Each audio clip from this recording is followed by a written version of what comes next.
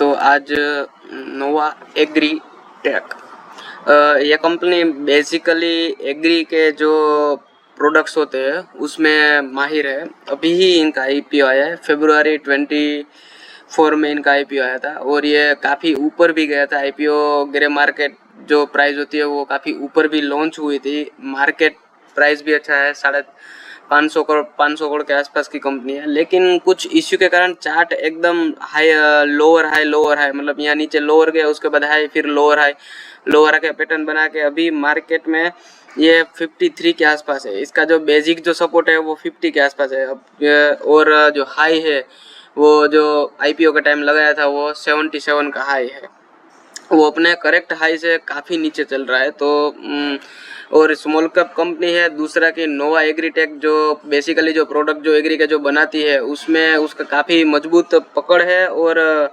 जो हमारे यहाँ इंडिया में जो बेसिकली जो उसका जो मार्केट है वो मार्केट काफ़ी अच्छा 70 से 80% अच्छा कैचअप करती है ये कंपनी।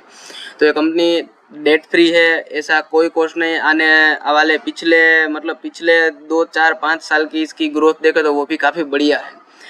कुछ टेक्निकल इशू मतलब कुछ चार्ट के कारण ही ये थोड़ा सा डाउन हो गया, लेकिन इसका जो अभी भी बेसिक स्ट्रक्चर आप देखो तो एक जो स्ट्रॉन्गेस्ट पॉइंट है वो 50 के नीचे। अगर मार्केट में 50 के नीचे, अगर चार्ट में 50 के नीचे ये प्राइस जाता है तो आपको बाय ऑन डिप की सलाह है। और ऊपर के लेवल में मैं ऐसा मान रहा हूँ कि एक बार वो 77 का लेवल जो उसका हाई जो उसने आईपीओ का टाइम लगाया था वो अगर तोड़ दे तो वो पहला उसका टारगेट है 100 और दूसरा है 150 और तीसरा 200। ये टारगेट जो लेके चल रहे हैं आप 1 2 साल के नजरिए, शॉर्ट टर्म के लिए 100 150 काफ़ी है।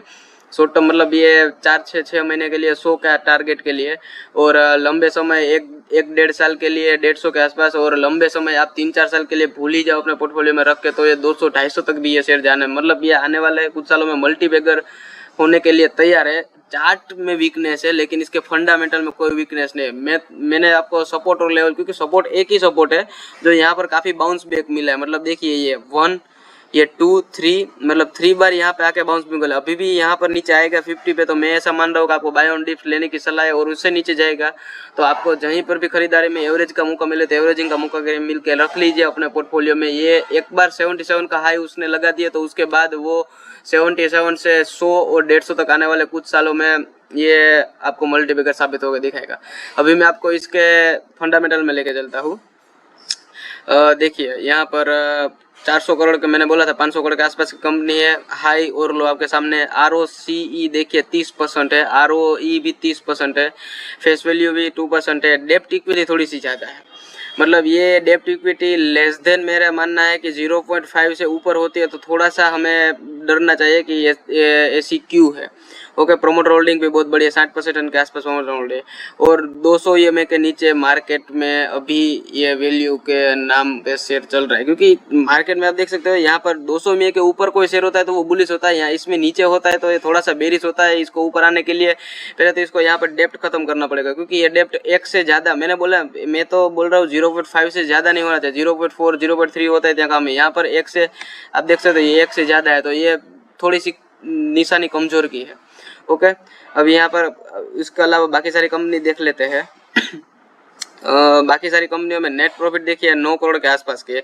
सारी कंपनियां जो एग्री के लगती है, यही एक चंबल फर्टिलाइजर है, वही क्वार्टरली रिजल्ट में प्रॉफिट में है। एक ये 500 करोड़ की कंपनी आपको 73% का प्रॉफिट दे रही है। सेल्स भी 78% है और क्वार्टरली सेल में भी प्रॉफिट है। चंबल फर्टिलाइजर क्वार्टरली सेल पे भी माइनस है, लेकिन ये 30 का होके ये आपको 52 में मिल रहा है। तो पी प्राइस सबसे कम पी प्राइस में ये 23 पे है, तो बहुत ही अच्छा है। मैं तो कहता हूँ ये शेयर आपको आने वाले कुछ सालों में मल्टीबैगर होके देगा। डेप्ट है वो खत्म हो जाएगा, उसकी कोई टेंशन नहीं है।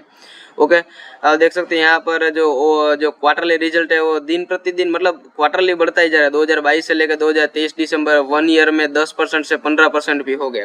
प्रॉफिटेबल टैक्स भी 7 करोड़ से 12 करोड़ के आसपास हो गया। नेट प्रॉफिट 5 करोड़ से लेकर 9 करोड़ हो गया, तो ये बहुत बढ़िया है।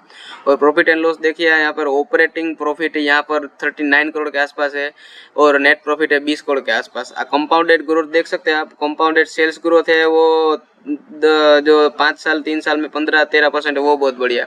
यहाँ पर कंपाउंडेड ग्रोथ गई है 3 साल में 74% के आसपास यहाँ पर कंपाउंड ग्रोथ है।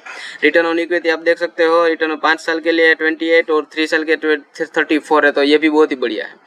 बैलेंस शीट में लाइबिलिटीज़ की बात करें तो 196 करोड़ के आसपास की लाइबिलिटीज़ है, और कैश फ्लो देखें तो वो भी बहुत ही बढ़िया है। रेशियो, रिटर्न ऑफ रेशियो यहाँ पर अब 2019 से लेके 2020 में कोरोना के आसपास वो तो 1% ही घटा, लेकिन 2021, 22 और 23 के मुकाबले देखें तो यहाँ पर 31% ग्रोथ है, क्योंकि 2022 और 2023 में इसने काफ़ी मुनाफा कमाया, तो उसके कारण ये 27 से लेकर 31% तक के ROC में उछाल आया है। तो बहुत ही बढ़िया, मैं ऐसा मान रहा हूँ, नोवा एग्रीटेक ये शेयर है। आप यहाँ देख सकते हो अभी शेयर होल्डिंग पैटर्न है वो ईयरली अब मैं आपके सामने करता हूँ। तो सबसे ज़्यादा प्रोमोटर है यहाँ पर FII, जो फॉरेन इन्वेस्टर है वो 4% का हिस्सा है, DII का 3% का है, पब्लिक का 29% का हिस्सा है, और अदर्स जो वहाँ पर है।